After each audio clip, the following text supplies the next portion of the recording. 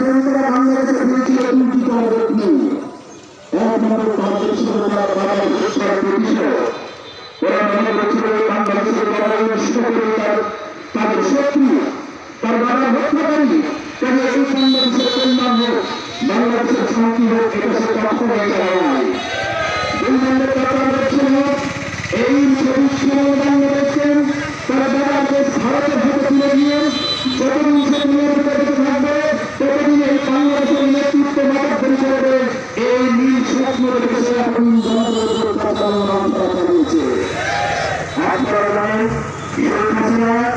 আজ থেকে 15 বছর আগে 2009 সালে প্রথম যখন ক্ষমতায় আসলো ক্ষমতায় আসার 50 দিন অতিক্রম হতে হবে বেরিয়া পিলখানা কেন্দ্রীয় সদস্য পিলখানাকে প্রাবিধিক প্রতিষ্ঠানে সম্মিলিত হয়েছিল।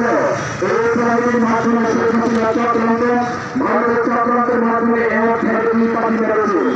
দুই পাঠি মেরে রাখতে হবে।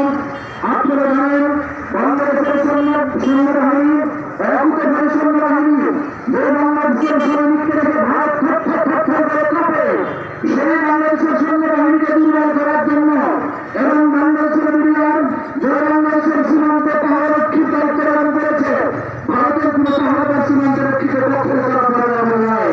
বুকের রক্ত নিয়ে বাংলাদেশের স্বাধীনতা রক্ষা করার জন্য যারা ভূমিকা রেখেছিল এই সেনাবাহিনী এবং মিডিয়াকে বিতর্কিত করে তাদেরকে মামলা ভেঙে দিয়ে বাংলাদেশকে দুর্বল করার নীল নকশা হিসেবে পিলখানা হত্যাকাণ্ড ব্যাপার পিলখানা ফেরত তারা সংগঠিত করেছিল।